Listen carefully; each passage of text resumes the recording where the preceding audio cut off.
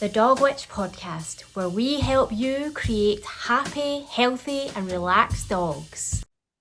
Hi there, and welcome to the latest edition of the Dog Witch podcast with me, Lisa McCabe, your host. Today, I am here with a fabulous guest. I have Laurie MacPherson, who is a career mentor and LinkedIn expert. Hi, Laurie, how are you? I'm great. Thank you so much for having me, Lisa. It's absolutely fantastic to have you here. So, Laurie, could you just kind of like start off by telling us just a wee bit, because I was very vague there with your intro. So, can you just start off with telling us a little bit about what you do? Yeah, absolutely. So I am a career and LinkedIn mentor. I came into the career side 10 it was over 10 years ago now. Started in employability and then I've run my own business helping. Nowadays, it's senior women to find their next role through sort of careful positioning, working on all the elements, the CV, the cover letter, the application, the interview, and LinkedIn. And through doing that, I got a lot of clients and was gaining a lot of traction on LinkedIn.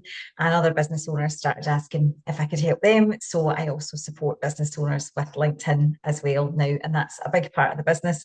I have a group program around that. And I just love seeing teams and also individuals. My thing is all about get tagged on LinkedIn, Lisa. It's not, likes and views or it's, thoughts and prayers. That's lovely, but it doesn't really, it doesn't grow your business. It doesn't grow your audience or your impact, and it certainly doesn't grow your revenue. My thing is all about how do we get you known as the person who does that in your field, so that when someone says, "I need help with my dog," everybody says Lisa, and it's creating that Pavlov's dog response. That when someone mentions a thing, your name gets tagged. And I do like to do that, for folk on both sides of the fence. It's all about words and positioning and showing up as, the leader, as the credible expert that you are. So that's my world is spent with amazing women all day, every day. It's a joy to do. And helping them to really stand out from, the noise online right now is it's never been as much. And, especially in Yeah. the age of AI, my thing is all about why am I coming to you? Not just why am I coming to someone who does what you do, why am I choosing you? And so I help people Yeah. to go a little bit deeper and I get a little bit more personal as well, which people have real reticence to. But actually, people love to see the human behind the business, behind the brand. How like it's such like a kind of niche thing. So how did you get involved in that? Like how did it come to be? Yeah, it was very natural. There was no like, for someone who helped me with career planning, there was no grand plan. Really, I started out doing bits of work that I loved and knew I could do. And initially, I would write a CV for anyone who would have me, but now I've Yeah. realized that my sweet spot, there's no point in someone, my least favorite thing is like, can you help my 17-year-old son get his first job? No, because there's nothing to put in their CVs, like with the greatest of respect. They haven't done anything to share. So it's really Yeah. just, it's really just getting someone to take a chance, isn't it? Whereas my senior women have so much experience, it's almost too much, and we have to distill it back down into something that works for the employer. So my thing has always been words, Lisa. I'm hopeless at maths, always have been. Me Really too. struggle with anything on that side of the brain. I'm really good at words. I'm not a natural Instagrammer or anything because I'm not a visual person. My thing is what words can we use in order to get our message across. So it was a natural fit. I love writing myself and helping people to understand, everybody has a story to tell, and lots of people will tell me, I get a lot of kickback and a lot of, oh, it's okay for you, like, you go out a lot, you're really sociable, you have a lot of pals, and I would say these things are true, but also everybody has a story, like, and it's Yeah. all about getting to the story and everybody, and within a few minutes with anybody. And I don't mean that I'm really nosy and I'll fire questions like the firing squad. I was on the other end of that in networking the other week, and it's not fun. But I mean, when I spend time with someone, I always can pull out the strands that are the really interesting bits to take to other people. So it's very much part of who I am. It's in my DNA to be one, a little bit nosy, as I say, not in a like I don't want to know how much you earn or, anything like that. I'm curious, I suppose, to find out about people. Yeah, and one of the things that you kind of touched on was like about like younger people and things like that. But through working with you, you've actually already like planted those seeds in my head. Because my daughter is now coming up to like she's coming up to like fourth year. She's choosing her options and things. She is so keen on becoming a social worker, and she's actually applied to do day release for college because that will open up some work experience opportunities for her, which she can then put on her Brilliant. CV, which will make her more attractive. And I'm saying, Laurie would so love me for this. So It's true because, like, God love them, but what have you got to go on? You're pulling stuff yeah, out of thin air. Whereas, if I can help people with, like, suggest that people get real life experience somewhere, whether it's in a small business, whether it's helping you to, something, because yeah, employers just need, like, I don't mean that, like.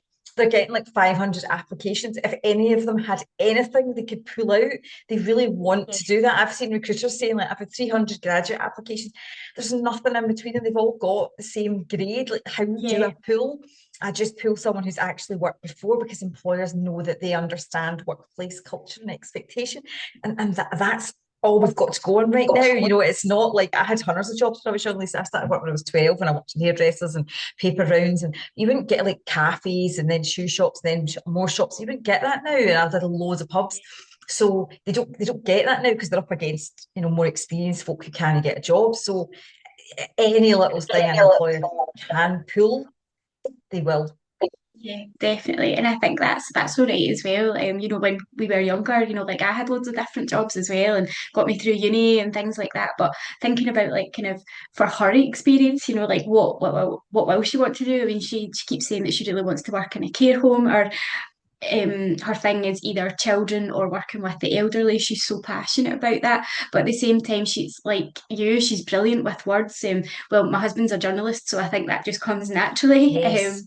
And I think, yeah, like I'm kind of getting her like to do like some of my social media and stuff like that because I'm thinking, well, I mean, I'm quite good at words as well. I'm absolutely hopeless at the, Yeah. I've got 10 fingers and that's kind of me, the math side of Yeah. things. But I'm thinking if I can give her that wee bit of experience, so like kind of thinking ahead, um, but yeah, obviously your passion comes through, and we've kind of worked together, and you've helped me a good bit on LinkedIn, and I think LinkedIn is one of those kind of spaces where people kind of go, oh, it's a bit stuffy, and I don't know what I can share, but you kind of open that up to businesses and people like me, don't you? Yeah, and I think it's just, I was working with a charity. I ran a workshop for a lovely charity a few weeks ago, Lisa, and it's like, why people give to you, it's because, like, people don't just choose a random charity. Like, lots of businesses have a charity of the year. You choose one that you care about the cause. So how Yeah, do you show people that you exist? And it's not by, shouting into the void, or it's not by hitting repost on the company page ever. Sorry, not sorry. It's by, telling a story about someone that you've helped, telling the story of why you do this work, because the work is hard. The charity sector is really tough right now. There's much less individual giving. We know this, contributions are massively down since COVID, cost of living crisis. So how do people pick you? They pick you because they have an affinity with you, and they can only do that. You have to keep showing up in front of them so that when the time comes, they go, remember, that particular charity, remember that particular person. You have to be in people's, and I mean this in the nicest possible way, you have to be in people's faces much more than we'd want to be, so that they remember, because our lives are busy. How many people do we meet? And so how many times we network a lot, this, and sometimes I just go, no, I can't, or I can remember, but I can't know what they do. It's some faceless, same as lots of other people. How do we stand out in that noise? It's by showing who we are as a human, and what we care about and what our values are. yeah, and I think I was, for me personally, my kind of personal point of view, I was very resistant to doing that. I'd had a lot of Yeah. horrible things happened to me in the past in my business, and I just didn't want to be me. It was just like, here's my business, it's amazing, it's lovely, but actually people need to know me. And I suppose especially with their dog, it's one of the most important members of the family. So like I wouldn't choose some random to work with my dog. I mean, like my old No. boys, I only ever had one person who was involved in their life other than family, and it was because she loved them as much as I love them, and they've gone now, they've passed, but we're still good friends. I was actually out for a coffee with her and a wee one the other day. And it's those relationships, isn't it? It's those it's that you're teaching people to create those relationships that then will foster long after dogs have passed away, I suppose. Absolutely, it's trust, and I'm working on an associate contract just now through Skillfluence for Highlands and Islands Enterprise, called Pathways to Start, and one of the women in my cohort is dog behaviour, and it's having a conversation about this exact thing, and it was like, but I'm trusting you with something that's just about as precious as my child. Like, I Yeah, need to know that you're a good person. I need to, as much as I can, know that I trust you.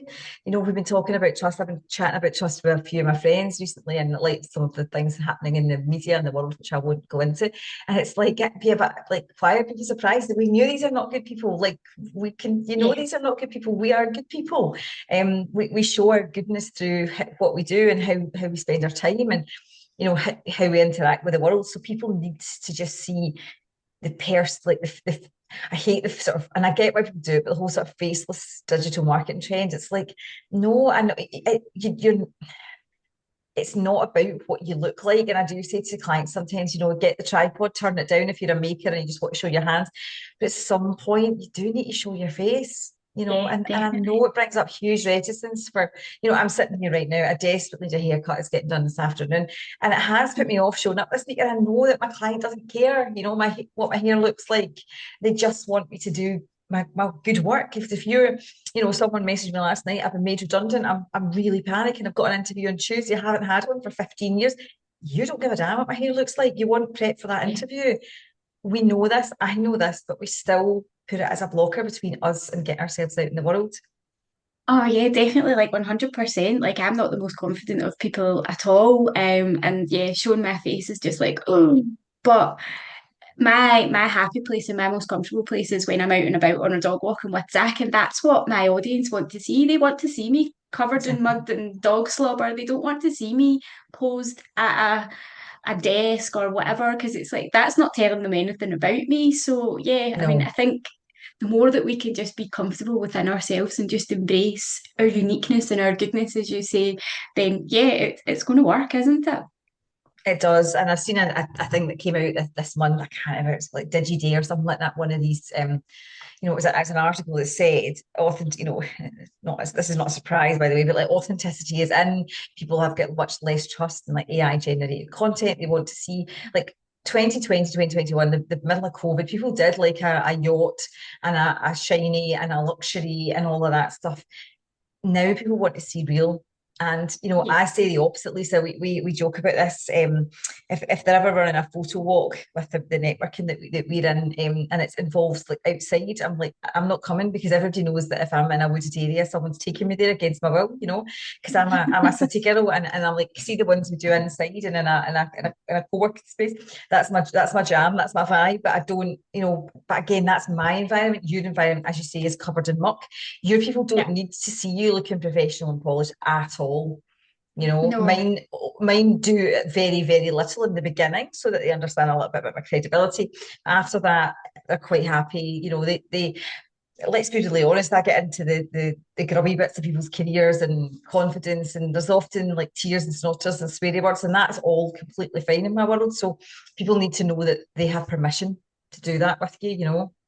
Yeah, definitely. And that's what kind of drew me to you as well, was the kind of realness of it, like the authenticity, the fact that I could swear in front of you and you weren't going to give me into trouble, or you Yeah. could cry, and you just got it. And I suppose the more that you show you, the more that that attracts people to you as well. Yeah, you do draw like-minded people to you, and there's something really powerful in that, being able to be honest, because but career changes are hard. Business ownership is really hard, and there's so much false front and six figure this, that, and the other. And I've grown the business Yeah. massively in the last few years. You know that, but I need a space where I can say it's really hard. Like this bit's been really hard. This next stretchy bit, I'm at the stage of people asking me for media kits every second day, and podcast appearances, and can you send me your pro photos? And I do laugh, and I did say to someone the other day, like, I know who even am I, but we are where we are, and this is where in order to get to the next thing, I need to do this, but there's never a time when it's not deeply uncomfortable. And I've had a new website move done, and I haven't really shared it because that way it's like it opens you up to the vulnerable. Like there's going to be typos and there's things I'd rather were in different places, but it's just time. So it's like, oh, when you put it out there, people can criticize it. That's why we don't do it. Yeah, I mean that's the thing. My new website should be going live today, and I'm very scared about it because it's very different. Like I have taken, well, as you know, I took on lots and lots of voices over the last few years, listened to everybody, put it all into my website, and then it was kind of like I don't even know who I am anymore. I don't know what my business is doing, and I sat with it for about 3 months and was kind of like, right, I need to just scale it all back. I need to just be back to what I love. And like, I love working with people one to one with their dogs. It's where I get the most joy. And yeah, the new website reflects all of that. And it's got some new pictures on it, which are very like no makeup, out and about on a walk. And I'm kind of like, oh, I don't know if I want this to go out to the world. But at the same time, if it doesn't go out to the world, my business isn't going to grow. So it needs Exactly. to go. It's it's a horrible, and it's really, I'm doing this mentoring program and I'm speaking to other business owners about it. And like last night I was due to go to a network and I really didn't want to for a variety of reasons, just energy and it's early and meant cooking dinner early and just stuff. And I was like, you have to go, you have to walk your talk, you have to do it. If you're telling other people to do it, you have to go, you have to do it. And I did it and I spoke to someone and I didn't know anyone in the room, one or two people, but they were over the other side. And I went and I forced myself to speak to the speaker because that's a good thing to do. And, gave her a bit of a boost of encouragement. And I was like, yeah, you have no choice but to do this, because if you can't do it, you can't ask anybody else to do it. That's it. And that for me, that's like my idea of hell, walking into a room where I don't know anyone. I'm such an introvert. So the whole kind of yeah, being comfortable, being uncomfortable, that kind of thing, getting out of the house and going and meeting people and stuff. But I have noticed since I've started doing it more that, yeah, like that, people are starting to tag me, people are starting to talk about me. And at the end of the day, it's just having conversations. The only people, and most of the time, the people that you meet feel exactly the same way as you do. They're like, oh, thank God you said that because, yeah, I was feeling a bit nervous too, you know? Exactly. It's you saying it gives other people permission to say it too. Yeah. And this girl last night was quite a niche thing she was talking about. And I was like, actually, I'm in a world where other people are talking about this niche thing too. And she was like, oh, she felt better after I got a selfie with her. She's like, oh, I feel a little bit famous tonight. And it's like that person's feeling a tiny bit better about themselves, that because you said that. So that's worth it. And then I came home and then I was like, do you know what? My peopling is done for the day. Yeah, that's it. Yeah, sometimes you have to just take a bit of a breather. I usually build in one kind of day a week where the dog and I just, it'll be your idea of hell, but we just go up a big hill or we go in a big forest or we go to the beach or something. And that's kind of like my day out, my day away from people. And then I'm recharged and ready to go. Yeah, it's recharge, isn't it? I'm a massive extrovert, as you know, but I still find networking a lot, and I do a lot of it. So I've done an in-person, two in person and one online this week, and like it's a lot. I know it works hugely well for my business. Also, I'm human, and sometimes I feel people's out, and I just need to Yeah, have, like today, I'm in, get my hair cut later, which is fine. I've been going to the same person for like 10 years, so that's like, yeah, I'm not having to. I don't have to force that. It's like a really natural yeah, conversation, so that's good. And I'm out with some friends tomorrow and Saturday. So I used to just shove everything as much as humanly possible into my week. And then I realised I do need down days in between, because I was getting to the end of yeah, the week and like, you just don't have to left to say. And it's fine if you go to network and you've got someone who's chatty back, but sometimes you're having to do all the work. Sometimes I just like, I don't have this, I yeah. don't have left to give. So I think it is protecting our energy. I work with some of the same people you work with, and they've really taught me a lot about protecting my energy. Yeah, definitely. It's so, so important. And you touched earlier on just on like the world of AI and things. So how is that impacting or not impacting your business? Like how is it working for you? So this is a really interesting one. I actually I was asked to run a webinar on Tuesday this week about the use of AI in job searching for clients, along with flexible working people, who are a massive, huge recruitment platform in the UK. And we had a conversation about how it can really help. But the problem with it is that everybody sounds the same, Lisa. So you're literally getting Uh-huh. hundreds of applications all sounding the same because it is a large language model and it Yeah, doesn't, you see it all the time. How many times you see it in the group chat and the group we're in? Like, I need help with my CV and I get tagged lots, which is lovely. And then also, like, just use ChatGPT gets said. yeah, You can, but you have to be really careful in how you edit it so that you still sound like a human being. I can spot an AI generated, like someone has sets up to me the other day and was like, "Is this genuine?" I was like, absolutely not. It's AI. As soon as you see it's not this, it's that. That's an AI tail. As is an M dash. And she went, "Oh, I didn't know." I was like, "Right, so there's the AI tails. Don't like it's just been written by a machine." So I can spot it a mile away in content and in like CVs and things, and so can recruiters. So you're uh-huh. not doing yourself any favors. Women are doing this thing of, oh, I get it all the time. Like I say, I can see that if you, oh yeah, it's just to help. It's not helping. You've actually outsourced your brain. And when did we start to think that a machine would be better than we were at writing? Like people say, I'm Uh-huh. not good at writing. You're good at writing. I am good. I'm not. I am good at writing. I always have been. That's my skill. But also, your writing is not so bad that you have to get a machine to do it. It can be super useful for words and phrases. It's not like if anybody says, "Oh, people are not using you because they're using AI." I can tell, I see the CVs that AI produces. And when my clients Uh-huh. come to me with their AI generated CVs and cover letters, I come back to them and say, "Hi, I can see that you've been using AI. Don't, because like Yeah, you've lost a bit or something." And they go, "Oh, yeah, I have used it." And I'm not trying to shame it. I use it. I use a closed AI. It's so helpful. It gets the sales pages out. It gets the back end, the grunt work done. It's absolutely brilliant. But I use closed ones that are written with language, and I still have to edit them because that's what you have yeah, to do with it, because it's yeah, a machine. It has no nuance. The other thing you have to do with it in hiring is realize that it can't read, oh, if she's done that, she must have done this. You have to tell it. You have to feed it really yeah, manually. So it has lots of good points. As I say, I absolutely use it. I'm not going to pretend I don't. It structures things for me. It names things, which is something I'm terrible at. And it really helps, but you have to edit it because the problem we have right now is everybody sounds the same. And my thing that I'm focusing on this year is like that positioning piece and the why you. I wrote a little private podcast last week for folks on LinkedIn, as I know you know, saying why you, why am I coming to you? Because we've had this conversation in our group when someone's been like, oh, no one's interacting with my posts about my products. Like, yeah, these products are already like, your product, there already exists glasses or earplugs or they're already out in the world, which we have no new yeah, ideas. What I need to know is why am I buying it from you? That's the yeah, bit where we definitely. can't replicate. Nothing can replicate us, and it's a massive opportunity right now. So like everybody that says I've used AI to write my CV, good luck with that. On you go. You probably won't get hired. And what happens is people see me, Lisa, and then they go, that's she sounds great, but I'll manage myself. Like other people won't, but I'll be able to do this myself.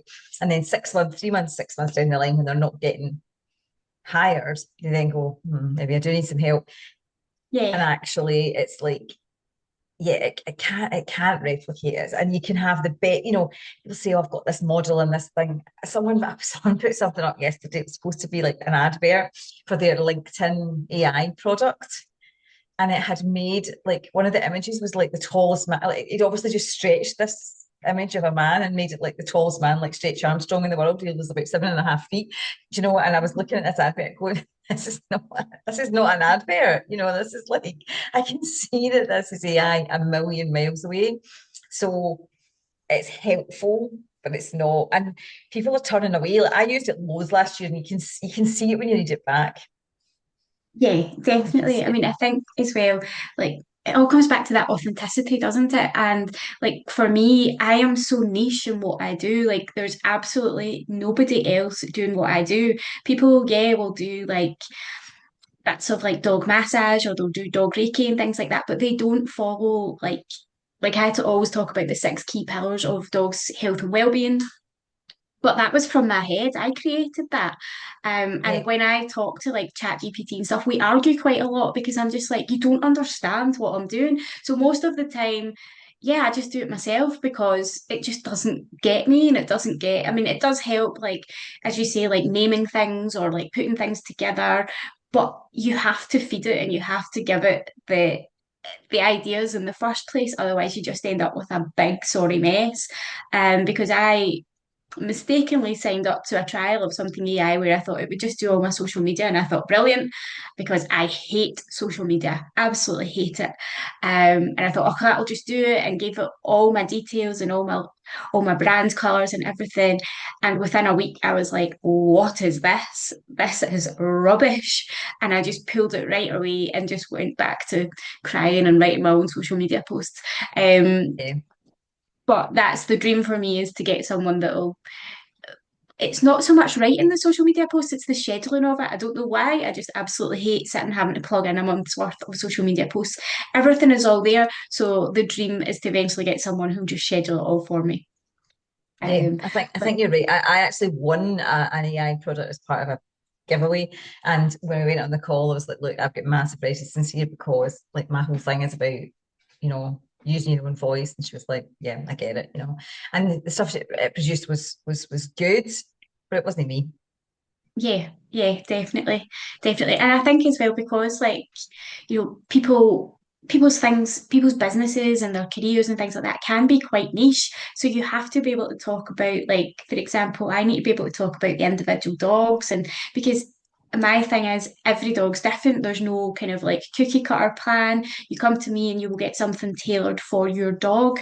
So like what and even my older dogs, like what Ziggy went through was completely different to what Zane went through. So their care plans had to be completely different. So AI isn't going to generate that. It's not going to No. know any of that. It's not going to Um, get it, and it's like, I can be working with somebody who's like, a senior HR leader who don't come to me because they're like, I should be able to do this stuff, you know, or it can be working with, someone who's left a career in finance. And you're right, like a lot of the stuff that we do is similar, but there's nuance. And I think it's not great with nuance. It's not great with, um, like storytell, that's on us, and that's, I honestly think that is on us. That's a hill I will die on. We have to. And then, like the why them in a cover letter, so you say, why do you want this job? Like it comes out with generic stuff like, I want to help people.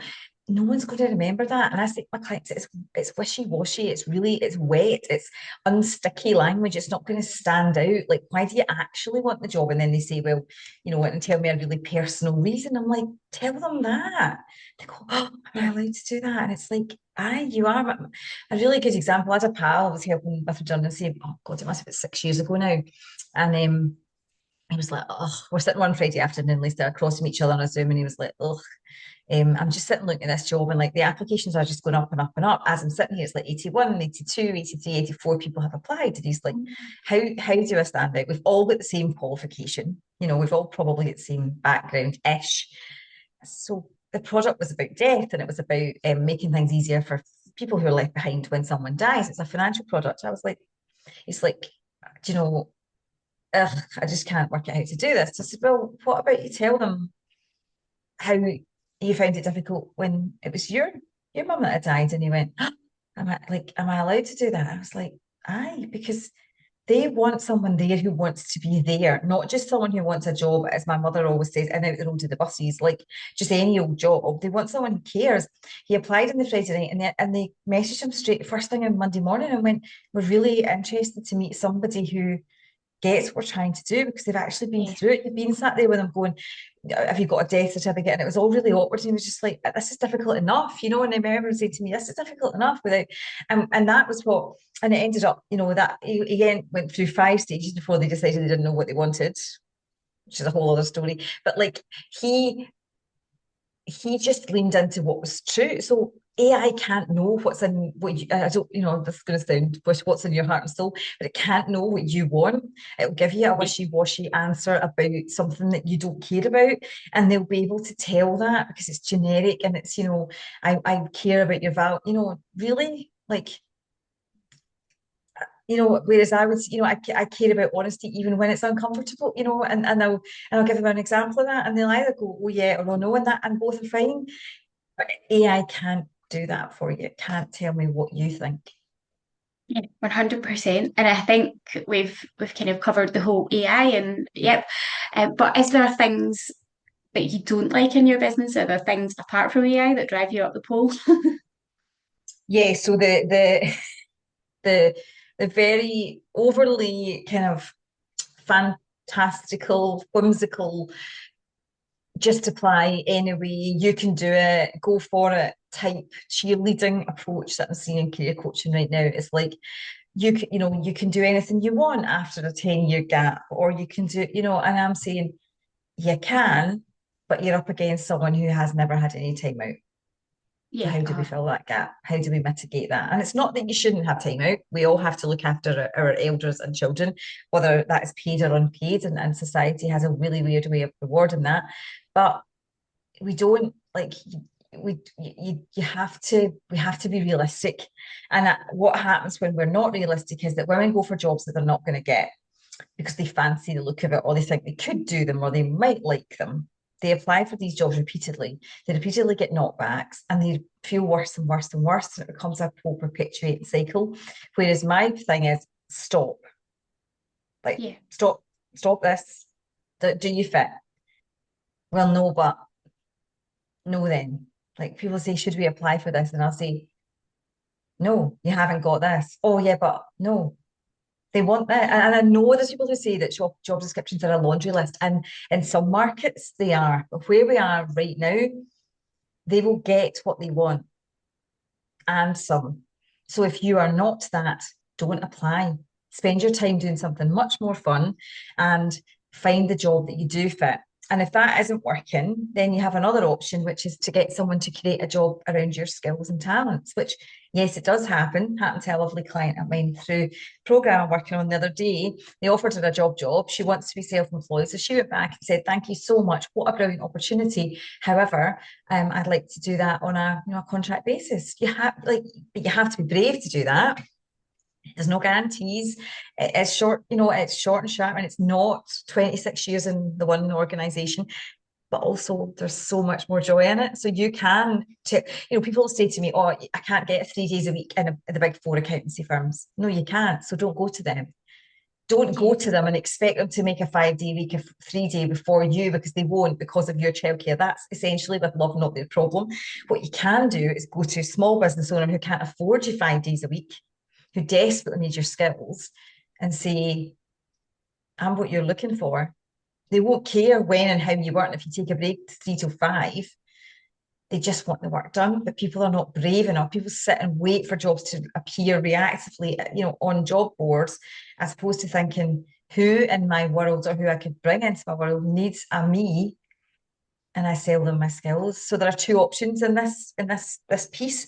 But the yeah, go for it, woo, you can do anything, nothing lost, right? Well, yeah, there's quite a lot lost in spending a whole weekend or an application for something that you're not going to get. Actually, I yeah, think my weekends are super precious. There's nobody's like coming between me and my weekend, yeah, especially not a job totally, I'm not going to get. So the kind of totally. I, I get clients say to me, yeah, I heard that the sort of you can do anything and transferable. And I'm like, they don't want you to transfer your skills right now. They want you to do something you've already done so they know you can do it again, because employers are the most risk averse they've been in 10 years, and they need to know that you're safe. And someone said to me the other day, what do you mean safe? Why would I not be safe? What, like I was, I'm not personal insult. I'm like, no. Like we all have red flags. Mine is that I was self-employed. If I was going back to work tomorrow, mine is that I've had 7 years out. How would you take Yeah, construction? Very badly is the answer to that question. But genuinely, if I needed to take a job, it would be for reasons and choices, but you'd have to frame that, because it is a flag. If you've job hopped, it's a flag. If you've not moved out the one company, it's a flag. If you have a gap, it's a flag. And it's not that these are bad. It's that you need to address them, and you need to be realistic about what they might mean. And we need to not do this. You can do anything. You can, but it might not be your next job. It might be the one after. You might have to do something. I've got a brilliant friend, and we had this conversation a lot until I actually ended up saying, I'm not having this conversation for free over a pizza. I'm not doing it. Like, you are not ready. That is not your next job. It's not your next yeah. I job. mean, You need to do a sideways move. what you're saying there like totally resonates with me loads. It's it's one of the reasons why my business exists the way that it does exist. Before before I became the dog witch, I had a dog walking business for a long, long time. I started it in 2009, way back when nobody was doing dog walking, and lots of people were very worried about me. You know, I'd been to uni, I'd had my masters, all the rest of it. I was really high up in what I was doing, and I had a clear plan of where my life was going. And then I went, oh, I'm just going to jack it all in and walk dogs. And everyone was like, what? And my dog walking business was very successful. It was huge, but it got to the point where it totally burnt me out physically and mentally, and it all came crashing down. And then the pandemic came, and nobody needed a dog walker, so it was kind of like, oh, what am I going to do now? And I also had two really young children, but I had my gran passed away. I mean, how very dare she? She passed away and she left me without any childcare. So I was kind of like, what the hell am I going to do with these two young children? Because my husband has his own business, he works really long hours. Um, and yeah, that kind of forced me down the route because I knew, as you say, like there wasn't an employer who could fit around my childcare issues. So I had to create a business that fitted around that. But also as well, what we did was we created a role for me within my husband's business. Yeah. So I now help him do that. So that's you have to just kind of think outside the box sometimes as well. You know, yes, I did have a lot of skills and knowledge, but we had a certain set of circumstances that we had to accommodate. So I think sometimes it's just about being able to think outside the box, isn't it? Yeah, and I do think, people will say like what they need from the employer all the time, like I can only work this to that. And I'm not saying you can, and I'm not saying employers shouldn't be more flexible, though I would really struggle if I was an employer right now because nobody ever wants to do a full day all the time. Um, Yeah. but there is a place for like, is that really the only option, or could you, and I say, oh, how about you offer yourself up to a local company who need a bookkeeper? Who don't care Yeah. if you finish at half two. And people are like, is that a thing? I'm like, aye, it might take you a wee bit longer, but it's much better than applying for a full day, 5 day a week job and hoping that miraculously somehow it turns into 2.5, like, by some sort of like pulling it out of a hat. It's not a thing, and people are, I see it constantly in the flexible, but I can only work these hours. Well, that might not be what the employer needs. So might it serve you better to think about contracting or a small business or freelance or something? But oh yeah, but I need a certain amount of income. Like, well, we all do, but there is a spot in the middle where you have to make it work. And necessity is often, as you say, the mother of invention. When you don't have a choice, that it can actually be for some people, not having to do it can help them to faff. If you actually have to earn a living from it, Yeah, that can yeah, be really that's it. helpful. Well, yeah, I mean, we moved into our dream home a couple of years ago now, and I still say it like, oh, the new house as if we just moved in last week, because I can't get my head around that we now live in this beautiful house. Um, but yeah, like we needed to pay the mortgage. I Oh, mean, the mortgage it's just like quite more simple. than doubled. So it was kind of like, Yeah, I need to be able to do this, and how can I do this whilst I'm building my business? And it was actually like our mortgage advisor went, well, could he not build you a role within his business? And I'm looking at my husband going, yeah, I think you probably could actually. And it works yeah, really well because he's so focused on the day to day and the management and stuff. Whereas I come in with the ideas of, oh, we could do this to bring in some more money and we could add this on and we could do that. And he's just like, brilliant. I've never thought about that before. Can you just run with it? Yeah, sure. I'll run with it. That's no yeah, bother. And yeah, it has worked really well because initially I'm going, are we going to end up divorced at the end of this? But thankfully yeah. not. Yeah, and it can be complementary skills, like me and my lovely boyfriend are very, very different in the way that we operate. And I I'm much more sort of driven, although he makes much more money. He's in a profession, has been for years. And yeah, it's really, it's really complimentary. And I think it can't, like, there's always other options if you seek them. I think rather than sort of, we can't all work 10 to 2. Yeah, Can't. that would be the dream, but no, it's just not possible. Unless Yeah. you're a civil servant. My mum was quite good at being able to kind of do it term time during that. But yeah, those jobs come up few and far between. And then the trade is like, I couldn't work it. I couldn't work in that environment. No, me neither. Me neither. I tried it when I was at uni, and no. I had big dreams, aspirations to go to Whitehall and work in there and do the civil servant stuff. And yeah, it opened my eyes up. No, no thanks. No No, thanks. it's not fair. I have clients come and say, should I do this for stability? And I'm like, no, you hate it. Next question. There's a reason why you've chosen me. And you're like, okay. Yeah, 100%, 100%. So, I suppose that's probably a good point to start wrapping up. I've been aware that I've been taking up enough of your time here. But how can people, obviously, if they're kind of sitting thinking, well, I'm looking to try and get a new job, or I've got this business and I'm really struggling to show up as me, they could do with your help. How can people get in touch with you? What have you got going on? So I am always on LinkedIn as Laurie MacPherson, small p, and also Instagram. And I have my website, just lauriemacpherson.com. I run lots of one-to-one. I also have some small courses and guides, and I have a LinkedIn group program starting again. It's depending when this goes out. It starts again in March, and also probably be turning it into agreement later on in the year. So that's the way to work with me if you want to get great at LinkedIn. And yeah, get tagged all the time. I woke up to 2 tags this morning, which is quite tame, but it's also lovely, and it just shows that your work is being seen and recognised. So yeah, we love to chat to anyone about any of these things, and thank you so much for having me, Lisa. Brilliant, thank you. And I will pop your details in the show notes as well so that people can get in touch with you directly. But thank you so much for coming on, Laurie. It's been a pleasure to talk to you, and I will speak to you soon. Take care. Bye. Thank you for listening to the latest edition of the Dog Witch podcast. Don't forget to tune in to our next episode soon.